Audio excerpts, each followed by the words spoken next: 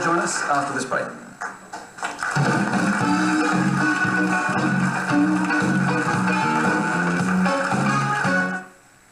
She had beauty, brains and talent. Susan had everything going for her. Except...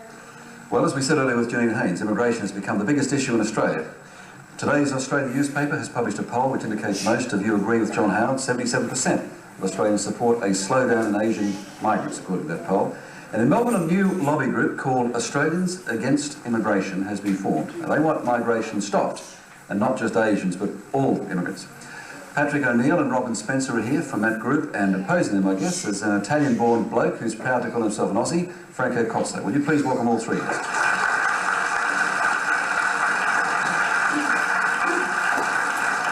Welcome, folks.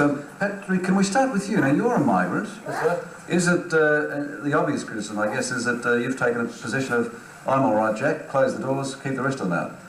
Yeah, I suppose you could say that, but I look upon myself as an Australian. I've been here a long time, and I think it's the duty of all migrants to take very seriously their obligations and their responsibilities towards their adopted country. Are you an Australian citizen? Yes. Okay.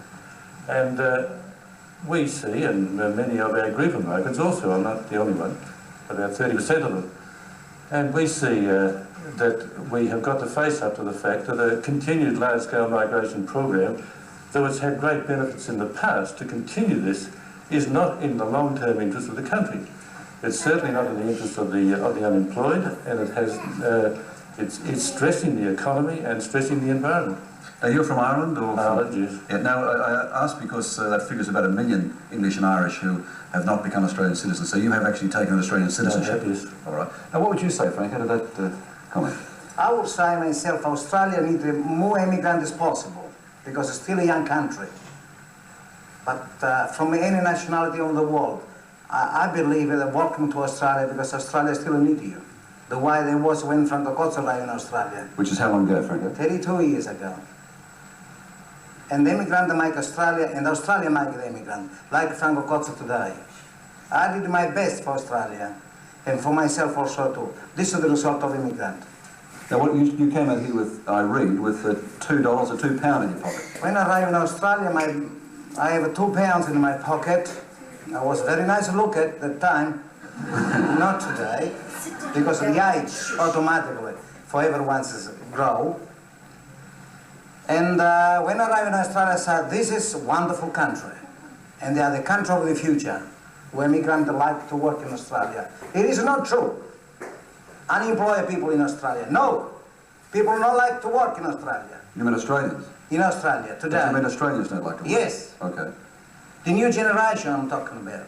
They don't like to work. All right, well, let's just get Robin. Why do you, I mean, obviously your plan would not allow people like Franco to come in, or Patrick to come in now. The new generation of Patricks and Francos would not be allowed in Australia. No, they wouldn't. I think we have to look at the central issue of this debate, and the central issue is all Australians together have to look at how many people can this country sustain forever. The latest figures from the Australian Bureau of Statistics were that 170,000 people net migration came into this country last year. This has a projection of 30 million in 30 to 40 years. That is doubling our population in 30 to 40 years. And the Australian Conservation Foundation, in its recommendation to the Fitzgerald report, said that there are serious doubts whether our country, our fragile environment, can sustain the numbers of people we have in this country already. And they don't have to sustain them now, they have to sustain them forever. What about the obvious, I mean, the obvious criticism of that would be that we are, in effect, an ageing population here, that we've almost got zero population. We're not producing enough new Australians ourselves. Mm-hmm. This is the sort of argument that we have had put to us over the last 40 years. Indeed, if you look at all our Western countries such as Japan, not Western countries, but Switzerland, West Germany, Japan, they indeed exhibit in their populations the very structure which you're saying we fear, and we should fear, yet we envy them their economic prosperity. But we have to think about 50 or 100 years' time. We don't think about now. We're talking about doubling our population in 30 years, not What about saying no? What troubles me about the idea is that you're saying no to the Francos or the Patricks, but you're also saying no to the young Alan Bonds or the young Anticos or the young... You're personalising the situation. But these are people who have done extraordinary things for Australia. You will cut them off. We won't have them anymore. Yes, I think we should aim for zero net migration, which means that the people coming into the country balance the numbers going out. Because if our environment cannot sustain the population increase that the current immigration levels will cause our country to have, it's a pointless exercise. Franco, does it make you angry to hear these suggestions?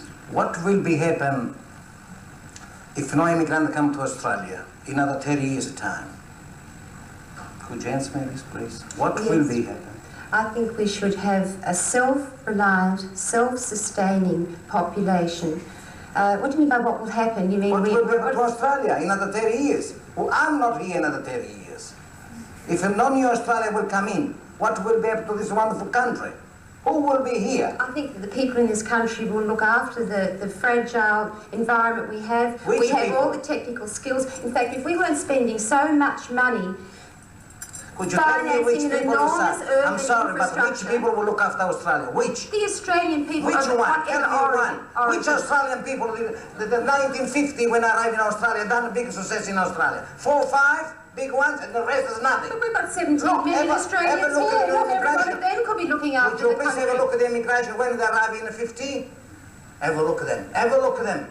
Go to anywhere you want to go. I hope Have a these look at people the who immigration. arrived in Australia in 1950 care enough about this country to appreciate the fragile environment and the amount of people that that environment is going to have to sustain forever. Not for 5 years or 10 years, but forever. Well, this country, they need the people. They need the immigrant, honest What immigrant. is it, To a great make us big empty land ready to populate? Ray, could we possibly have a rational debate about this? Well, we're almost out of time, Patrick, but give a final word. I mean, I think that's, obviously it's a very emotional issue in Australia. Well, Could I ask the audience, I mean, what do you think? Do you think that we should we cut immigration totally? Well, put your hand up. Those who say yes, we shouldn't have any more Irish, English, Italians, Asians. Those who think we should not have any more. I think there's Hang on, family hang on, just a reunion. moment. Just a moment. Now, all those who think we should allow controlled.